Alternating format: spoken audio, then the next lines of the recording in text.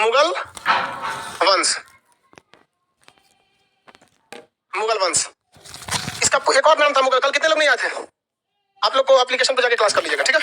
जितने लोग नहीं आते 23 थे। छोटू खड़ा हो, तुम कितना उम्र है तुम्हारा? मैट्रिक कब पास किया आप? हाँ? अभी किस क्लास में हो? बैठ जा, बहुत छोटा है बेचारा। देख इसी समय भागता है सब, देखना लाल पीला हरा के चक्कर मत पड़ जाना। छोट छोट रहेगा और भगा देगी इसको। 600 रुपया का इसे छोड़ रहे हैं, इसे तो भाग जाएगा। मात्र 600 रुपया में जिंदगी बर्बाद। बेचारा बच्चा भी समझा ना। चलो ध्यान से समझो। मुगल वंश को एक और था चगताई वंश। कौन सा वंश? चगताई। बाबर, बताइए तो ध्यान से, कल बताए थे कि बाबर जो था वो तैमूरों का भी वंशज था और चंगेज खान कुतलुग निगार खान चंगेज खान से संबंध रखती थी उसकी माता, और उमर शेख मिर्जा तैमूर से। तो इनमें दोनों का खून था, दोनों अपने समय के धाकड़ राजा थे सब। समझ में गया? चंगेज खान तो बहुत ही जालिम था, मतलब एकदम मानवता नाम का चीजें नहीं था उस समय, बहुत क्रूर शासक था। बाबर जो था, बाबर के पिता का नाम उमर शेख मिर्जा, माता का नाम कुतलुग निगार खान। बाबर बहुत ही कम उम्र में, महज 11 साल की उम्र में अपने गद्दी उज्बेकिस्तान के शहर फरगाना का राजा बन गया। उसे जो जमीन मिली उसकी दादी एहसान दौलत बेग द्वारा मिली थी। प्रारंभ में इसने समरकंद पर अधिकार किया, फिर काबुल पर किया, फिर गजनी पे किया। विद्रोह होने की वजह से इसका तीनों हाथ से निकल गए। साथ ही साथ इससे अफगानिस्तान का जो इसका अपना जगह उज्बेकिस्तान का फरगाना था वो भी निकल गया। यह भारत पर आक्रमण करने के लिए मन बनाया। पहला आक्रमण 1519 में कहां आक्रमण किया? बाजौर अभियान। बाजौर अभियान में जो किला था उस किला को यह नहीं गिरा पा रहा था, तो भेरा का किला को गिराने के लिए इसने बारूद लगा के तोप से उड़ा दिया। तो बाबर ने पानीपत के युद्ध में बारूद का प्रयोग किया या बाजौर अभियान में भेरा का किला तोड़ने के लिए किया था। आगे बढ़े, अब बाबर को कहां ले आते थे हम लोग? एंट्री मरवा देते। आप बताइए तो बाबर ने जो कल पढ़ाए थे ना, बाबर अपने सैनिकों को किस पद्धति में बैठाता था? उज्बेक पद्धति या फिर उसे तुगलमा नीति, जो वहां की थी उस्मानिया पद्धति। उज्बेक में कौन सी? उस्मानिया पद्धति। अब तोपों को किस विधि देता? रूमी पद्धति। इसी को क्या कहा गया? उस्मानिया। रूमी पद्धति क्या थी? उस्मानिया। और उज्बेकों की जो फौज लगाने की पद्धति थी तुगलमा नीति थी। क्या थी? तुगलमा। इसमें उस्ताद अली और मुस्तफा खान, इसके दो सबसे प्रमुख क्या थे? तोपची। तो उस्ताद अली और मुस्तफा खान सबसे खतरनाक उसके क्या थे? तोपची थे। यहां तक पढ़ा दिए थे। आगे देखते हैं, बाबर को बुलाते हैं पानीपत के युद्ध में। पानीपत जो था वो हरियाणा में। पानीपत कहां है? हरियाणा में। तो बाबर अपनी सेना धीरे धीरे, यहाँ पे बाजौर जीत गया था पंजाब का, छोटे छोटे एरिया को जीत के बाबर आ रहा था। 5वां युद्ध इसका कौन सा था? पानीपत का। तो भारत पर आक्रमण, पानीपत से पहले बाबर ने कितने आक्रमण किए थे? ये उसका कौन सा आक्रमण था? कौन था? 5वां आक्रमण था। इसे बुलाया कौन था? राजस्थान के राजा राणा सांगा और दिल्ली के शासक इब्राहिम।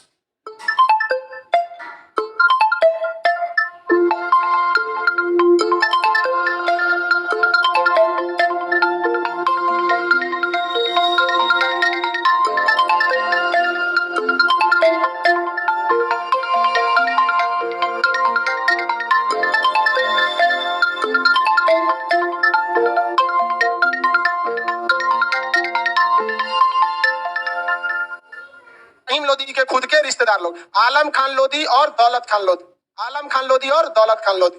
यहाँ पर आ गया पानीपत के मैदान में 1526। पानीपत की लड़ाई कब हुई? 1506। पानीपत कहां पर है? दिल्ली के पास हरियाणा में जगह है पानीपत। इस युद्ध में उसने सेना को बिछाया तुगलमा नीति से, तोप को बिछाया उस्मानिया पद्धति से, और किसको मार दिया? इब्राहिम लोधी को मार दिया। यहाँ पर इब्राहिम लोधी को मार दिया। इस निमंत्रण के बाद ये लोग इंतजार कर रहे थे कि बाबर क्या हो जाएगा? वापस चला जाएगा। समझ में आ गया कि नहीं आ गया? वापस चला जाएगा। लेकिन बाबर जब यहाँ देखा तो उसे अत्यधिक धन मिला, तो बाबर ने सोचा कि यहाँ जाने से कोई फायदा नहीं है। तो समझिए ध्यान से, जब कभी आप बीपीएससी या यूपीएससी में मेंस लिखेंगे तो उस वक्त आपको ये लिखना पड़ता है कि बाबर ने पानीपत का युद्ध भले जीत लिया, किंतु यह युद्ध उसके लिए बहुत मायने नहीं रखता था। हाँ, यह युद्ध जरूर था कि इससे लोधियों का अंत हो गया था, लोधी वंश का अंत हो गया था, लेकिन इससे मुगल की स्थापना की नींव पड़ जाए ये उचित नहीं है। इसी युद्ध के बाद बाबर ने यह घोषणा किया कि वह भारत में रहना चाहता है। क्या करना चाहता है? भारत में रहना चाहता है। हो गया इसी पर क्या चीज? बवाल। हालांकि पानीपत के युद्ध में इसे धन दौलत मिले थे कि नहीं मिले थे? पानीपत की लड़ाई में इसे बहुत धन मिला। तो ये काबुल, इसका तो मेन जगह कहां था? काबुल इसको सबसे ज्यादा पसंद था। हालांकि ये खुद रहने वाला कहां था? फरगाना का। तो समरकंद को भी क्या किया था? जीता था। गजनी को भी जीता था, काबुल को भी जीता था। लेकिन बाबर का सबसे पसंदीदा शहर कौन था? काबुल। क्या था? काबुल। और अंत समय में वो काबुले पे बच गया था, थोड़ा बड़ा जगह उसका। तो जब पानीपत का युद्ध जीता ना, इसने चांदी का क्या बनवाया? सिक्का बनवाया। चांदी का सिक्का बनवाया, और उसे ना अपने यहाँ काबुल के जितने भी जगह थे, काबुल के हर नागरिकों को क्या दिया? एक एक चांदी का सिक्का दिया। लो भैया चांदी के सिक्के। तो जो बहुत ज्यादा दान दक्षिणा देता है ना, उसे कलंदर कहा जाता है। क्या कहा जाता है? कलंदर। तो कौन सी उपाधि धारण किया?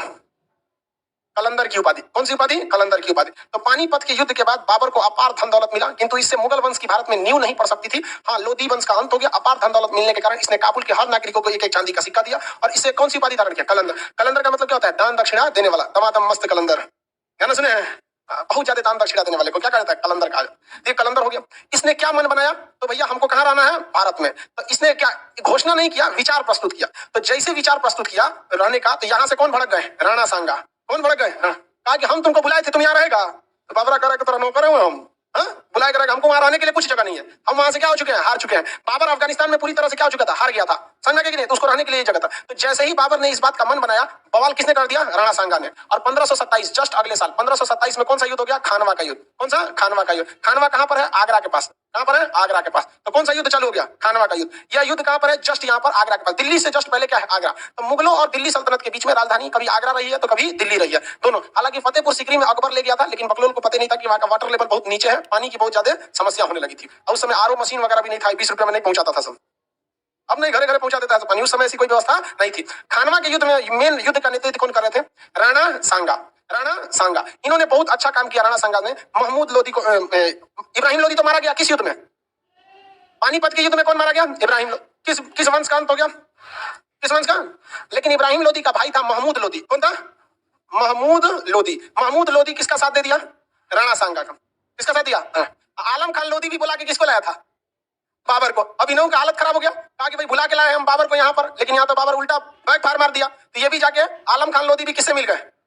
आलम खान लोधी भी राणा सांगा से मिल गए। राणा सांगा से मिल गए। इसके अलावा राणा सांगा ने इसी खानवा, खानवा कहां पर है? आगरा में। आगरा से थोड़ा सा नीचे जगह है जिसका नाम है आपका यहाँ पर चंदेरी। क्या नाम है? चंदेरी। चंदेरी के राजा मेदिनी राय को बुला दिया। किसे बुला दिया? मेदिनी राय। मेदिनी राय कहा कि हम सबका जीवन एक ही में है कि हम किसको भगा दे? बाबर को, वरना इस ससुरा बहुत खतरनाक निकलेगा, इसको भगा देना। इतना लोग आपस में मिल गया और सबकी सेना कहाँ आई? आगरा में। क्योंकि दिल्ली पे तो कब्जा हो गया किसका? बाबर का। पानीपत और दिल्ली एक ही पास है। तो आलम खान, इब्राहिम लोधी का भाई महमूद लोधी, आलम खान लोधी, मेदिनी राय और राणा सांगा, इन चारों की संयुक्त सेना किस मैदान में आ गई? खानवा के मैदान में आ गई। युद्ध का नाम क्या हुआ? खानवा का युद्ध। कौन सा युद्ध? खानवा का युद्ध। अब बताइए, बाबर ने तो अभी विचार प्रस्तुत किया था कि हम यहाँ रहना चाहते हैं, और कई को युद्ध चालू हो गया, 4 ठो मिल के आगे से मारने के लिए। इधर इन चारों की संयुक्त सेना का जवाब देने के लिए कौन था? बाबर। बाबर को समझ में आ गया कि चारों से अकेले नहीं लड़ पाएंगे, इसके लिए एक्स्ट्रा ऑर्डिनरी कुछ काम करना पड़ेगा। तो बाबर की सेना में जो थे सब, वो अफगान के ज्यादातर लोग थे, और वहां की जलवायु होती है अफगान में कम से कम 6 फीट का होता है। अब देखिए तालिबानी सब जितना था सब को फीट का रहता है, 6 फीट। अब वहाँ पहाड़ी एरिया में रहता है सब, उन लोग को योगा एक्सरसाइज की जरूरत नहीं है। पहाड़ पे चढ़िएगा अपने योगा हो जाएगा। लेकिन चढ़िए ना तुम पहाड़ पे, देखिए कैसे हाथ पर पकड़ लेता है। तो उन लोग को पहाड़ी क्षेत्र में था, मजबूत था सब। इसने क्या किया? अपने सैनिकों को कहा, देखिए जिस तरह से हिंदू लोगों पर या जो मुस्लिम नहीं थे उन पर कौन सा टैक्स लगता था? जजिया। उसी तरह से मुसलमान सैनिकों को एक टैक्स देना था। हालांकि जजिया धर्म के नाते लगाया जाता था, लेकिन जो मुसलमानों से एक टैक्स लिया जाता था, बाबर अपनी सेना से लेता था, उसका नाम था तमगा। क्या नाम था? तमगा। तो बाबर ने दिमाग लगाना चालू कर दिया। उसको लग गया कि अगर ये वाला युद्ध हारेंगे ना, तो हमारे लिए पानीपत का युद्ध जो जीते हैं वो किसी काम का नहीं रहेगा। तो बाबर ने क्या कहा कि भाई हमको ये युद्ध जीतना है, हम अपनी सैनिकों को जो तमगा वाला टैक्स चल रहा है, क्या है? तमगा नामक टैक्स, ये खत्म कर देते हैं। इसने कौन सा टैक्स खत्म किया? तमगा। और कहा कि अगर हम आज यहाँ हार गए तो फिर हमारे पास कुछ भी नहीं बचेगा। हम अफगानिस्तान में हार चुके हैं, फरगाना से हमें निकाला जा चुका है, काबुल हमने खो दिया, समरकंद हम बहुत पहले हार गए, गजनी हाथ से निकल चुका, काबुल में हमारा कोई कहां रहा नहीं, तो भेरा के किला में कितना दिन रहेंगे? और अगर खानवा के युद्ध में हम हार गए तो ये चारों मिलकर खानवा से फिर दिल्ली, खानवा कहां है? आगरा में है। आगरा से ये क्या करेंगे? दिल्ली कूच करेंगे और पानीपत से हमें वापस भेज देंगे, और वहां अफगानिस्तान में नंगी तलवार लेकर खड़े हैं सब हमारे विद्रोही। जाएंगे लोग किधर? ससुरा आगे कुआं पीछे खाई, किधर चलोगे? आगे में कूदो। यहाँ पे उनके सैनिकों में इसने अपना पूरा मोटिवेशन बढ़ाया, और इसके सैनिक में ज्यादा केवल मुस्लिम थे, तो इसने जिहाद शब्द का प्रयोग किया। किसका? जिहाद। कि ये युद्ध तुम मेरे लिए नहीं लड़ रहे हो, अपने धर्म बचाने के लिए लड़ रहे हो। कुल पगला गया सब, एकदम लड़ेंगे यहाँ पर। तो किस चीज का प्रयोग किया? जिहाद का प्रयोग किया। जिहाद शब्द मतलब होता है धर्म युद्ध। क्या होता है? धर्म। जितना को पगलाया जाता है यही कह के अजमल कसबा को भेज दिया कि जाकर वहां मासूम लोगों को गोली चला दो। ये है जिहाद का शाब्दिक अर्थ, होता है बुराइयों से लड़ना। जैसे मान के चलिए कोई इंसान बहुत ज्यादा झूठ बोल रहा है, बहुत ज्यादा झूठ बोल, अब उसको भी पता है कि बहुत ज्यादा झूठ बोलते हैं, तो उसे अपने खिलाफ क्या करना पड़ेगा? उस झूठ के खिलाफ एक अपने आत्मा से लड़ाई लड़नी पड़ेगी। हमें कितना भी घाटा लग जाए, अब हमें झूठ को क्या करना है? कम करना है। कोई बेईमान इंसान है, उसे बेईमानी छोड़नी पड़ेगी। ये क्या होता है? रियल में इसलिए बनाया गया था जिहाद, कि अपनी बुराइयों को दूर करने के लिए खुद से लड़ना क्या कहलाता है? जिहाद। इसको मॉडिफाई कर करके सरदर्द बना दिया सब आज के वक्त में। कैसे टेलीफोन निकला था, उसको मॉडिफाई करके स्क्रीन टच निकाल दिया सब। पहले हुए ना था हम स्कूलिया वाला फोन, ऐसे नचा नचा के फोन लगाइए, और अभी क्या आ गया? स्क्रीन टच घसकाते रहिए। उसी तरह इसको अपडेट कर करके क्या कर दिया? चौपट कर दिया अफगानिस्तान में। तो किस चीज का प्रयोग किया? जिहाद का। और इस युद्ध में बाबर ने क्या किया? मदिरा वगैरह पीने से मना कर दिया। हालांकि शराब वगैरह बाबर क्या करता था? मदिरा पान पीते रहता था। वहां पे राजा महाराजा को कमी कौन सी? यही सब तो करता था राजा वगैरह। कौन सी हो गया जी उसका? बाल खींच लिया उसका। किस चीज से? किसी से? उसको सांस दूर करके बैठी, उसको उसका बाल घुस गया कूलर में। लड़की सब कहते हैं ना कि 10 रुपया का मिलता है, ऐसे मास्क टाइप का मिलता है, बालों रख के उसमें ऐसे करके बांध लिया कर लो, टकला हो जाओगी, खींच लेगा। तो हमारे यहाँ पे एक लड़की को जनरेटर चल रहा था ना, छोटी लड़की थी, 8-9 साल की होगी, खेल रही थी। अब उसमें ना जनरेटर में जो घूमता रहता, उसमें उसका बल्ब पकड़ लिया। और इतना पावरफुल होता है जनरेटर, कोई छोटा मोटा थोड़ी होता है, बहुत भयानक पूरा इंजन होता है। पूरा उसका ना खोपड़ी का चमड़ा सही उखाड़ लिया, पूरा एक परते उड़ गया। तो सबको आप लोग उसको हटाइए वहां से, नहीं तो इसका चल जाएगा बेचारे का। चलिए देखिए ध्यान से, बच के रहिए बाबू, अपने बाल की सुरक्षा खुद करें। उधर लगा देते हैं। कहाँ पढ़ा रहे थे जी? जिहाद का प्रयोग किया। बाबर ने क्या किया? शराब वगैरह को क्या किया? आज से हम छोड़ देंगे, क्योंकि बाबर को दिख रहा था कि भाई पानीपत तो हम इजीली जीत गए, क्योंकि यही लोगों ने साथ दिया था। अब तो सोचा इससे जितना बड़ा मुश्किल है, लेकिन बाबर को पता था कि अगर ये जीत गए ना, फिर सब कुछ जीत जाएंगे। तो नहीं देखते हैं आप लोग, कभी कभी बहुत मुसीबत में फंस जाते हैं तो भगवान से बहुत बहुत कहते हैं, महाराज ये बात निकाल दीजिए, हम जो कहेंगे तो हम करेंगे, हम जितना गलत काम छोड़ देंगे, ओकरा से बतियाना छोड़ देंगे, सब काम छोड़ देंगे। तो ये सोचा जिहाद करने लगा, ताकि हम क्या छोड़ देंगे? शराब वराब पीना छोड़ देंगे। और इसकी सेना बहुत बहादुरी से लड़ी, क्योंकि इसके पास केवल मरने एक ही रास्ता था, करो या मरो। और इन लोगों का कोई मतलब नहीं था। महमूद लोदी अपने भाई का बदला लेने के लिए कर रहे थे। राणा संगा को लग रहा था कि फ्यूचर में हमारे लिए दिक्कत करेगा। आलम खान लोदी अफगानिस्तान को आगे अफगान फौज के नेतृत्व कर रहे थे। मेदिनी राय को अपना एरिया, मध्य प्रदेश का जो चंदेरी का एरिया उसको बचाना था। इस युद्ध में कौन जीत गया? बाबर। और बाबर ने वहां पे कोई चीज की उपाधि धारण की? कलंदर। और यहाँ उपाधि धारण किया गाजी का। किसका उपाधि धारण किया? गाजी का। और इस युद्ध के बाद बाबर ने निश्चित कर दिया कि अब हम भारत में ही रहेंगे। और क्यों नहीं भारत में रहेगा? क्योंकि इसके पूरे एरिया को तो हरा दिया, बचा कौन? संयुक्त सेना को तो हरा दिया ना। तो बाबर ने किस युद्ध में यह कहा था कि वो भारत में रहना चाहता है? पानी में। किस युद्ध में बाबर ने घोषणा कर दिया कि वो भारत में ही रहेगा? खानवा के युद्ध में। किसमें? खानवा के युद्ध में अकेले राणा सांगा को हराया था ना, राणा सांगा को अकेले नहीं हराया था। अफगान सेनापति आलम खान, चंदेरी के राजा मेदिनी राय, इब्राहिम लोदी का भाई महमूद लोदी और राणा सांगा खुद इसका नेतृत्व कर रहे थे, सबको हरा दिया। और बाबर ने यहाँ कह दिया कि अब हम भारत में रहेंगे। यहाँ से भाग गया महमूद लोदी, यहाँ से भाग गया मेदिनी राय, ये लोग मरा गए लोग यहाँ पर, अभी भाग गए। बाबर कहा कि भाग के जाओगे कहाँ? छोड़ेंगे तो नहीं तुमको। अगले साल फिर इसको पूरी तरह से बाबर चोटिया दिया। बैठ जा बाबू लोग, सही से उसको बैठा लो। उसको कुंजी हो गया, अब कौन उलट गई? देखो गिर गई कुंजी से।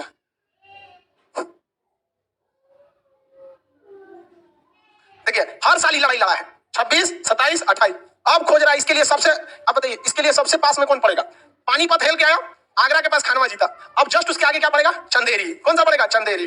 अब आप इसको ट्रिक भी आता है, पान खा चांद के घर, नहीं तो नक्शा के हिसाब से देखिए, पानीपत, उसके बाद आगरा के पास चंदेरी, खानवा, और उसके बाद चंदेरी, और उसको आगे बढ़ेगा तो गोरखपुर के पास आपका कौन सा मिल जाता है? घाघरा नदी। घाघरा का युद्ध हो जाता है। अब चंदेरी के युद्ध में किसको घेरेगा? चंदेरी के राजा मेदिनी राय को। कहा कि तू ससुर का कूद रहे थे यहाँ पे। चंदेरी का युद्ध, चंदेरी का युद्ध, इसमें किसको लपेट लिया? मेदिनी राय को। कहां के राजा थे? मेदिनी राय। चंदेरी कहां पर है? मध्य प्रदेश में। मध्य प्रदेश में ये सटा हुआ है यूपी से। झांसी जो जगह है ना, झांसी से नीचे वाला जो एरिया आता है वो चंदेरी का था, एक एरिया वहां पे। आगरा से थोड़ा सा नीचे 100-150 किलोमीटर वहां पे। तो मेदिनी राय को क्या कर दिया?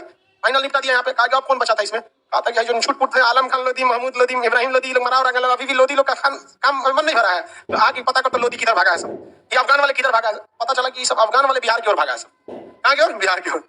तो ये किधर की ओर कूच कर दिया? बिहार की ओर। ये सब क्या कर रहा था? सब बिहार में अफगान शासक जो था सब, वो महमूद लोदी, यहाँ पे महमूद लोदी के साथ क्या हो गया? नेतृत्व मिल गया सब, क्योंकि इब्राहिम लोदी का क्या था? भाई था। तो अफगानों की सेना जो संयुक्त रूप से, जो दिल्ली के पास जो अफगानों की सेना बची थी, उसका नेतृत्व कौन कर रहा था? महमूद लोदी। और बिहार में अफगानों की सेना ये क्या हो गई? संयुक्त हो गई। और घाघरा के किनारे क्या हो गया? युद्ध हुआ। घाघरा नदी कहाँ युद्ध हुआ? घाघरा के पास। तो घाघरा के पास जो युद्ध हुआ, तो इसलिए इस युद्ध का नाम क्या हो गया? घाघरा का युद्ध। कौन सा युद्ध? घाघरा का युद्ध। कौन सा साल लड़ेगा? 1529। कौन सा युद्ध? घाघरा का युद्ध। घाघरा का युद्ध। घाघरा के युद्ध में दो लोगों की सेना को चला जाएगा, अफगान सेना और बिहार सेना। अफगान सेना और बिहार सेना, इसके दोनों की संयुक्त सेना का नेतृत्व कौन कर रहा था? महमूद लोदी। कौन कर रहा था? महमूद लोदी। महमूद लोदी किसका भाई था? इब्राहिम लोदी। महमूद लोदी किसका भाई था? इब्राहिम लोदी का। 1529 में किसको मार दिया? इब्राहिम लोदी, महमूद लोदी। इसके बाद ये क्या हुआ कि बिहार के एरिया में कुछ अफगान जो वंश था वो बच गया। लोदी वंश एक्चुअली भारत का था। लोदी वंश कौन थे? सब अफगान वाले थे। और बाबर भी कहां से आया था? वहीं से आया था, फरगाना अफगानिस्तान वाला एरिया था वहां से। अब वो वहां से, बाबर को अफगानों से इतना दुश्मनी क्यों था? सबसे ज्यादा बाबर को अगर किसी ने थूरा है तो अफगान वालों ने थूरा है। समरकंद में थूर दिया, गजनी में थूरा, काबुल में थूरा, खुद उसका फरगाना तोड़ दिया। कहा कि तो हमको हमरे गांव से भगा दिया, तू यहाँ आके बैठा है तो हम यहाँ ना छोड़ेंगे। इसलिए बाबर को सबसे ज्यादा दुश्मनी किससे थी? अफगानों से थी। क्या बाबर ने अफगानों का पूरी तरह सफाया कर दिया? 80% किया था। बिहार में अफगान वाले क्या हो गए थे? बच गए थे। उसी में से एक निकला था शेर शाह सूरी। उसमें कौन निकला? शेर शाह। अब बाबर के बेटा हुमायूं को लखेट दिया भारत से, भाग गया बेचारा ईरान। ईरान जाके एगो लड़की फंसा लिया, नवर्सा वाली लड़की जो होती है, सुनो, नवर्सा वाली लड़की समझते हो, जिसका भाई नहीं रहता है ना, तो ऐसी लड़की को फंसाओगे तो लड़की मिलेगी, पूरी संपत्ति भी मिलेगी। समझ में आ गया कि नहीं आ गया? ऐसे ही से हुमायूं बड़े, अब हुमायूं में इसकी चर्चा किया जाएगा, अभी बाबर को समझते हैं। 4 साल लगातार युद्ध लड़ा और अगले साल 1530 में बाबर की क्या हो गई? मृत्यु हो गई। बाबर की क्या हो गई? मृत्यु। बाबर की मृत्यु 1530। बाबर क्या हो गया? बाबर की मृत्यु हो गई। यहाँ पे चलिए ध्यान से समझिए। बाबर की मृत्यु जब हुई तो ये एक स्वाभाविक मृत्यु थी। आगरा में इसका किला वगैरह बनाया गया था और यह एक स्वाभाविक मृत्यु से मरा था, युद्ध में घायल जख्मी होकर ऐसा नहीं मरा था। तो बाबर भारत में कुल कितने युद्ध लड़ा? भारत में मेन 4, हालांकि इस 4 से पहले 4 को पहले लड़ लिया था, इस 4 से पहले 4 को लड़ लिया था। तो उस तरह से भारत में इसके कितने युद्ध हो गए? 8। सबसे पहला कौन सा हो जाएगा? बाजौर अभियान। उसका छिटपुट छोटा मोटा लड़ा और उसका 4 को बड़ बड़, पानीपत, खानवा, चंदेरी और अब घाघरा। कौन सा? घाघरा। अब आप इसका एक ट्रिक देखेंगे तो पान खा चांद के घर, ये वो ट्रिक है। उससे अच्छा नक्शा से देखिए ना, सबसे पहले कहाँ आएगा? पानीपत, पानीपत के बाद खानवा, खानवा के बाद चंदेरी और चंदेरी के बाद घाघरा। नक्शा से नहीं देख सकते हैं। अब ट्रिक देखला बिना कौन चीज जरूरत है? नक्शा देखिए। पहला युद्ध मेन में पहला पानीपत कहाँ पर है? हरियाणा। खानवा कहाँ है? आगरा यूपी में। चंदेरी कहाँ है? मध्य प्रदेश। और फिर घाघरा का युद्ध यूपी बिहार के बॉर्डर पे। समझ में आ गया कि नहीं आ गया? किसी को कोई दिक्कत नहीं। घाघरा के युद्ध में किसको आ रहा है? अफगानों की सेना। किसको? अफगानों की सेना। उसका बचे हुए अफगान कहाँ भाग गए? सब बिहार की ओर भाग गए। बाबर ने प्लान बनाया कि अगले साल आएंगे, पूरा बिहार को राउंड देंगे। मर गया अपने। समझ में गया? यहाँ मर गया बाबर। बाबर जो था मोबियान पद्धति का जनक कहा जाता है। मोइबियान पद्धति या 4 बाग शैली का जनक कहा जाता है। 4 बाग शैली में जो बनाए जाते थे बाग बगीचे, वो चौकोर हुआ करते थे। कैसे होते थे? चौकोर। और नहरों को इस तरह से उस बागीचे में लेके जाया जाता था कि नहर को मेन नदी से जोड़ दीजिए तो उसमें पानी ऑटोमेटिक उतना जगह घूमेगा जहां जहां पानी डालना है। तो डायरेक्ट नहरों से पानी डालने की व्यवस्था मोइबियान पद्धति बाबर के 4 बाग शैली में ही मिलती है। उसके लिए माली अलग से पानी नहीं डालेगा। उसको नहर को कहीं चौड़ा कहीं पतला कहीं नाली बराबर इस तरह से मोड़ा है कि मेन नहर में जहां पानी आया पूरे बगीचे में क्या हो जाएगा? पानी आ जाएगा। तो क्वेश्चन रहेगा, नहरों से डायरेक्ट बाग बगीचे में पानी सप्लाई करने की पद्धति भारत में किस राजा ने लाया? कौन सी पद्धति? 4 बाग शैली। एक और नाम बताइए तो? मोइबियान पद्धति। मोइबियान पद्धति। किसी को दिक्कत नहीं? 4 बाग शैली में बाबर ने बहुत कुछ बनवाया था। बगीचा सबसे फेमस, उसको बागीचों का शौक था। तो आगरा में उसने एक बगीचा बनवाया जिसका नाम रखा आराम बाग। क्या नाम रखा?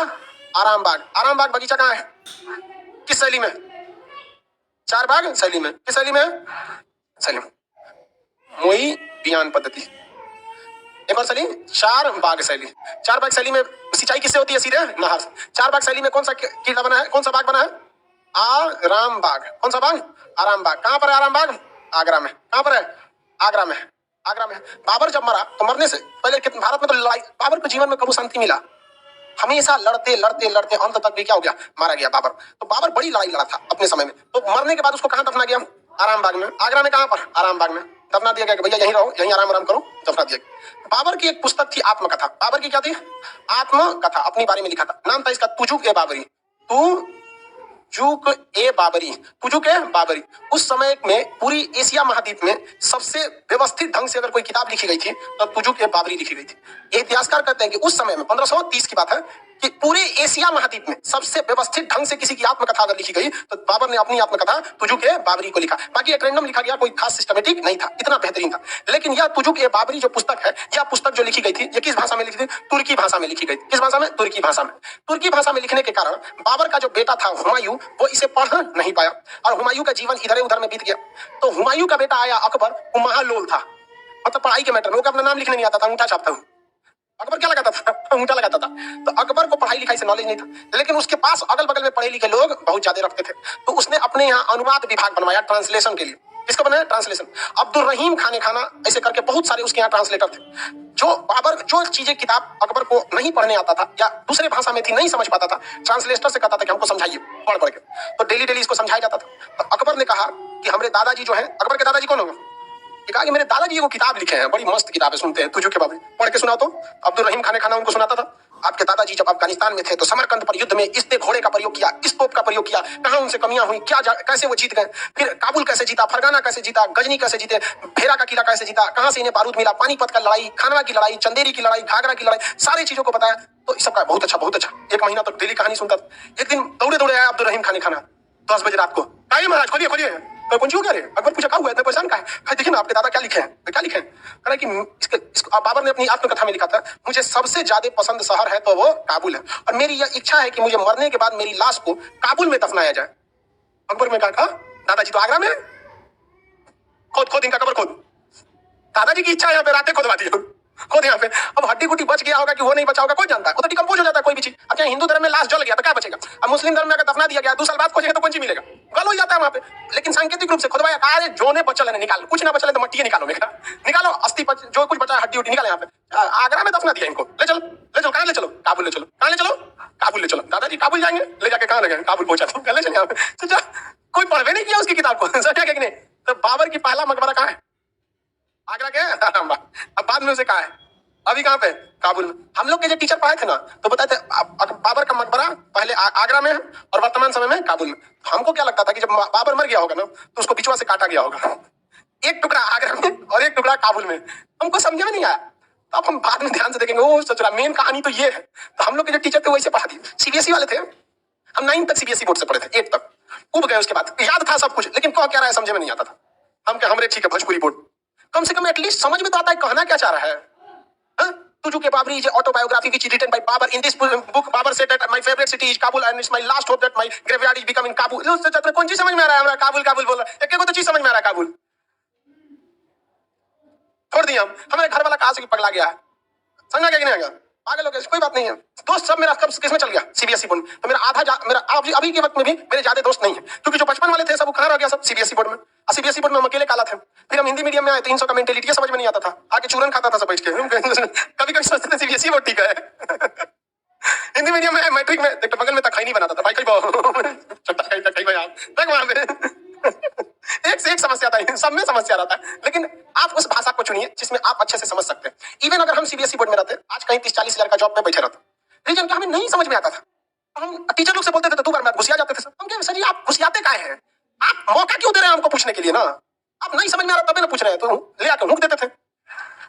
तो छोड़ दूसरा के लो अपने लगे, बड़ी मारता था, मुर्गा उर्गा बनवा देता था। लड़कियां जाके छानती थी कौन बना है, खान। हम अक्सर बना देता था मुर्गा, नहीं समझ में आता था पूछ देते थे, 2 बार 3 बार समझाते थे नहीं तो कोनो बहाना खोज के मुर्गा बना दो। ये सब जो लड़की होती थी बहुत खचरी थी सब, हम लोग के बैच की तो और। चलिए ध्यान से देखें, तो बाबर की आत्मकथा का नाम क्या है, तुझू के बाप। इसका फारसी में जो अनुवाद किया गया है उस अनुवादित पुस्तक का नाम है बाबरनामा। बाबरनामा नामा, तो बाबरनामा उसकी आत्मकथा नहीं है, उसकी अनुवादित पुस्तक है। और इसी बाबरनामा के कारण अकबर ने इसका मकबरा आगरा से उठा के कहां फेंकवा दिया, बाबर। इसने कौन सी शैली का जनक माना जाता है, आराम 4 बाग शैली। बाबर ने अयोध्या में मीर बाकी के नेतृत्व में मस्जिद बनवाया था, बाबरी मस्जिद। बाबरी मस्जिद का वास्तुकार कौन था, मीर बाकी। ना मीर बाकी रहे ना बाबर रहा ना अब वहां पर मस्जिद। हालांकि मस्जिद जो है उसको जमीन जो थी बाबरी मस्जिद, उस जमीन से 2 गुनी ज्यादा जमीन सुप्रीम कोर्ट ने मुसलमानों को दिया है धन्नीपुर गांव में। लेकिन अभी भी उस पे ट्रस्ट पे, जो ट्रस्ट बनती है जहां पे चंदा दिया जाता है, उसमें उतना पैसा कलेक्ट नहीं हो पाया जिससे कि काम को बहुत तेजी से क्या किया जा सके, आगे बढ़ाया जा सके। हालांकि बाबरी मस्जिद ट्रस्ट ने जो काम किया था कि उसने कहा था कि जो भी पैसा आएगा उससे यहाँ एक लाइब्रेरी बनेगी, एक हॉस्पिटल भी बनेगा, साथ ही साथ क्या बनेगा, मस्जिद भी बनेगा। लेकिन उतना पैसा कलेक्ट नहीं हो पाया। और राम जन्मभूमि चूंकि देखिए दोनों के साथ अलग मैटर है, बाबरी मस्जिद एज एक मस्जिद की तरह थी, ठीक है, और हिंदू के लिए क्या था, राम मंदिर का मेन ओरिजिन था। तो दोनों के सेंटिमेंट्स में थोड़ा सा क्या होता है, अंतर होता है। जैसे मुसलमानों के लिए जिस तरह से मक्का है ना, मक्का मदीना काबा, उस तरह से हिंदू धर्म के लिए अयोध्या का मायने रखता था। तो खैर वो सुप्रीम कोर्ट का वर्डिक्ट था, अब तो 2 साल भी होने जा रहे हैं सुप्रीम कोर्ट के वर्डिक्ट मतलब फैसला। तो बाबरी जो मस्जिद था, बाबरी मस्जिद, इसका वास्तुकार कौन था, मीर बाकी। मीर बाकी ये क्वेश्चन पूछ देता है कभी कभी, समझ में आ गया कि नहीं? और अभी नया मस्जिद कहां बन रहा है, धन्नीपुर, वो बाबरी मस्जिद से 25-30 किलोमीटर दूरी पर। हालांकि सुप्रीम कोर्ट के डिसीजन को भी देखिएगा ना तो उसने दोनों पक्षों को अपने हिसाब से संतुष्ट किया। मुसलमानों का कहना था मस्जिद था, तो जितने जमीन की मांग कर रहे थे मुसलमान उससे 2 गुना जमीन दे दिया, 2 गुना से भी ज्यादा 5 एकड़ दे दिया। और हिंदू धर्म को क्या मिल गया, जमीन मिल गया। ये भी अपने जगह पे खुश, वो भी खुश। भाई सुप्रीम कोर्ट ने एक नॉर्मल सा फैसला दिया, अब जिसको पसंद आए चाहे ना आए कुछ फर्क नहीं पड़ता है सुप्रीम कोर्ट के आगे, समझ गया? क्योंकि कानून अंधा है, उसके आगे रो रहे हैं कि चिल्ला रहे हैं कि हंस रहे हैं, उसको नहीं पता, समझ में आ गया कि नहीं आ गया? जज के हाथ में तलवार ले रहता है, ठीक है, जज की वो देवी रहती है, अखिया पे पट्टी बन ले, हमें तराजू ले रहेगी, नाप देंगे कौन सही है कौन गलत है, किसके कौन ज्यादा पैसा दिया है नाप देंगे हम। समझ आ गया कि नहीं आ गया? बहुत आज भी ना वकील बहुत महंगे मिलते हैं, और आप अच्छा वकील रख लेंगे ना तो आप बहुत चांसेस है कि आप बच सकते हैं। वकील बड़ी दिमाग वाला होता है, दिमाग कौन चीज। वकील, एक शायर ने शायरी कहा था कि पैदा हुआ वकील तो शैतान ने कहा आज हम भी साहिबे औलाद हो गए। साहिबे औलाद का मतलब समझते हैं, जिनका लड़का वड़का नहीं होता है ना, बहुत बाद में लड़का होता है तो उसे कहता है साहिबे औलाद। साहिबे औलाद मतलब जिन्हें भगवान ने क्या दिया, औलाद दिया है। कई लोगों के बाल बच्चे नहीं हो पाते तो वो दुआ मांगता है ना उर्दू में, हमें भी साहिबे औलाद बना दे। तो क्या कहता है कि पैदा हुआ वकील, तो किसने कहा, शैतान ने कहा कि आज हम भी साहिबे औलाद हो गए, हमारा औलाद आ गया है। उल्टा सीधा कुछ कर देता है सब वकील सब। आगे बढ़ते हैं, यहाँ पे बाबर का कहानी खत्म। बाबर ने एक गलती किया। गलती क्या किया, बाबर की मजबूरी थी, उसको युद्ध लड़ना ही पड़ा था, उसको कहीं शांति नहीं मिला, मर और खत्म हो गया, कहानी खत्म। बाबर ने अपने जीवन काल में ही अपने पुत्र हुमायूं को अपना उत्तराधिकारी बना दिया था। किसको बनाया था, हुमायूं, और कहा था कि मेरी इच्छा है कि तुम लोग आपस में भाई लड़ो नहीं, बल्कि अपने अपने जितने साम्राज्य को मैंने जीता है उसे चारों भाई आपस में क्या कर लो, बांट लो। चारों भाई आपस में बांट लो। तो बाबर का उत्तराधिकारी कौन था भाई? क्या था? हुमायूं। क्या था? हुमायूं। अब इसके कितने, इसने क्या किया? साम्राज्य बांट दिया। बाबर के 4 बेटे कौन कौन?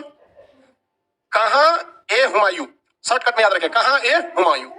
ठीक है। कामरान हिंदाल अस्करी, कामरान हिंदाल अस्करी, कैसे? कामरान हसे हिंदाल ऐसे अस्करी हसे हुमायूं तो लिखा ही हुआ है। कहां ए हुमायूं, कैसे ट्रिक याद रखेंगे? कहां ए हुमायूं, कामरान हिंदाल अस्करी हुमायूं, कामरान हिंदाल अस्करी हुमायूं, कामरान हिंदाल अस्करी हुमायूं, कामरान हिंदाल अस्करी हुमायूं। हो गया? कितने भाई थे? इनमें उसने क्या कर दिया? अपने राज्य का क्या कर दिया? बंटवारा, बंटवारा कर दिया। ये हुमायूं के जीवन की सबसे बड़ी गलती थी। राजा अगर खानदान बांटने लगे तो पता चला लास्ट में मुखिया बचेगा सब साम्राज्य बढ़ जाएगा। अंत लास्ट में हुमायूं जब ये बांट दिया तो कभी भी देखिएगा अगर घर और का जमीन का बंटवारा लगता है ना तो भाई भाई में थोड़ा सा दरार पड़ जाता है। पड़ जाता है कि नहीं पड़ जाता? दरार का सबसे बड़ा कारण होता है पैसा। पैसा बहुत खराब चीज होता है, तो दरार पड़ना तो फिक्स रहता है। तो यहाँ भी जब बंटवारा हुआ तो हुमायूं के पास क्या हो गया? उसके भाइयों से क्या हो गया? विवाद हो गया, लड़ाई झगड़ा हो गया। वो करा कि हम इतना जमीन लेंगे, हम वही वाला किला लेंगे, कोनो करा काबुल हम लेंगे, कोनो करा कंधार हम लेंगे, कोनो भेरा का किला हमको चाहिए, पानीपत हमको चाहिए। हुमायूं का गिरे चोट्टा कहीं का, हमरा उत्तराधिकार में मिला है, हम बाबूजी की अंतिम इच्छा पूरी कर रहे हैं कि इन्होंने कहा था कि बांट देने, नहीं बांटते तो क्या कर लेते लोग। लेकिन फिर भी हुमायूं ने अपने हिसाब से सही किया। लेकिन ये हुमायूं की सबसे बड़ी गलती हो गई। हुमायूं का सबसे बड़ा भाई में विवाद, इसके भाई में क्या हो गया? विवाद। लंका गिर गया भाई विवाद के चक्कर में, इनके अभी बुझाइए नहीं रहा है। हाँ, विभीषण है ना था, बता दिया कि मारिए कहां पर, समझ गया कि नहीं आ गया? नहीं तो रावण मराया रहता, लोल था ससुर रावण, लेके घूम रहा था नाभि में, कोई रॉक किया नहीं ससुर ने हमारे पास अगर ऐसा टेक्नोलॉजी रहता ना हम उसको स्विस बैंक में रखवा देते मारो ससुर हमको, यहाँ पे कोई नहीं है कि नहीं, लॉकर वॉकर में साथे लेके घूम रहा है कि नहीं? अगर उस तरह से मशीन गन से मारेंगे तो 1-2 गोली लग ही जाएगा अंदाज से। आजकल तो 40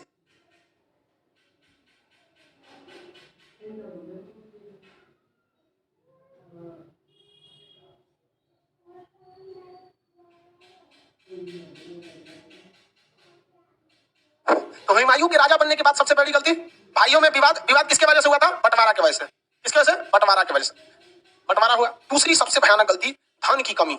जो पैसा था वो था ही नहीं। रीजन क्या है? बाबर के पास पैसा था कहाँ?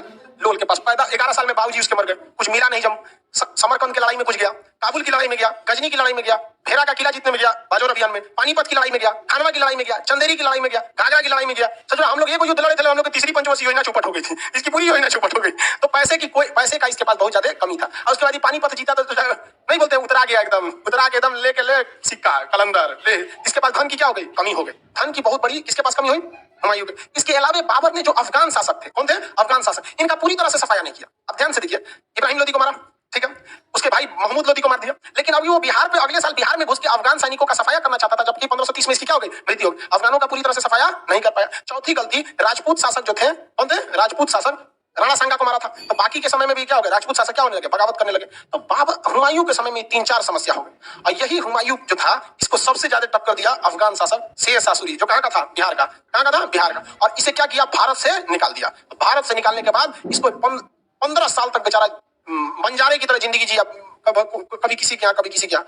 जब ये भारत में लौट के आया, शेर शाह मर गया। इसको लगा कि कोई मारने वाला है नहीं, कोई बिहारी बचल नहीं है, अब चलते हैं। जब लौट के आया तो सीढ़ी पे से गिर गया, मर गया ऐसे लोगों को कहा जाता है करमखोर। मतलब ये जिंदगी भर लड़खड़ाते रहा, आया तो गिर के मर गया सीढ़ी पे से। तब इसके बाद फिर कौन बना? अकबर शासक। ये 13 साल की उम्र में बना। कितने साल की उम्र में? 13 साल। तो आप एक चीज देख रहे हैं, जिसे साम्राज्य थाली में सजा के मिलती है वो कभी उसको अच्छे से बना के नहीं रख पाता है। समझ गया? जो भी मेहनत किया, बाबर 11 साल की उम्र में राजा बना, अकबर 13 साल की उम्र में राजा बना, देखते हैं नरेंद्र मोदी चाय बेचे, एपीजे अब्दुल कलाम अखबार बेचे। तो जितना मेहनत करता है ना कोई भी इंसान, वही आगे जाता है। जितना एकदम बाबू बाबू बाबू बाबू लोल हो जाता है उससे। तो ये हुमायूं की कई सारी गलतियां थी। सबसे पहली गलती, भाइयों में साम्राज्य का बंटवारा, जो आगे जाकर विवाद का कारण बन गया। धन की अत्यधिक कमी। 2 दुश्मन बचे थे इसके लिए, कौन कौन? कौन कौन? अफगान शासक और राजपूत शासक। इनका क्या ये हुमायूं सफाया कर पाया? इनको कौन भगा दिया? शेर शाह। जब लौट गया तो सीढ़ी पे से गिर गया। दिल्ली में ना दीनपाला यूनिवर्सिटी लाइब्रेरी की किताब पे पढ़ रहा था। सो किताब पढ़ रहे हो तो बैठ के पढ़ लो ना इनको तो किताब पढ़ी नहीं, चल गए नीचे गिर के मर गए वहां पे तुरंत। इसके बाद बना कौन? अकबर। अकबर ही था जिसने राजपूत शासकों को क्या किया? मिला के रख लिया, क्योंकि अकबर को पता था कि राजपूत शासकों में मोच की लड़ाई है, हम ही राजा रहेंगे। तो अकबर बड़ी होशियार, उसने बीरबल को बुलाया, कहा कि एक बात बताइए, हाईलाइनवा जो है ना, एक छोट करिए तो बिना छुए ले। कहा कि देखिए छोट हो गया ना, हाँ यही करना है। कह रहे हैं कि राजपूत सब मानने को तैयारी नहीं है, कह रहा है कि हम ही राजा रहेंगे। तो कहा कि ठीक है, इनको राजा रहने दीजिए। इसने राजपूतों को बुलाया, कहा कि आप ही राजा रहेंगे और हम बादशाह रहेंगे। समझ में गया? उसका उधर रह गया, इसका इधर रह गया। तो इसने अकबर ने बहुत सारी नीतियां बनाई थी और अकबर एक सफल राजा साबित हुआ। हुमायूं एक असफल रहा। हालांकि बाबर भी सफल रहा था, लेकिन उसकी मरा कटा गया, युद्ध करते में समय कहां मिल पाया उसको उतना कुछ करने में। समझ में आ गया कि नहीं? अब आगे का क्लास कल करेंगे, हुमायूं और अकबर के बारे में बताएंगे। ठीक है, चलिए आज के लिए इतना है। कल तुम इसको साफ करके रखा करो मेरी खिलाड़ी को। देखिए मुगल वंश के बारे में बता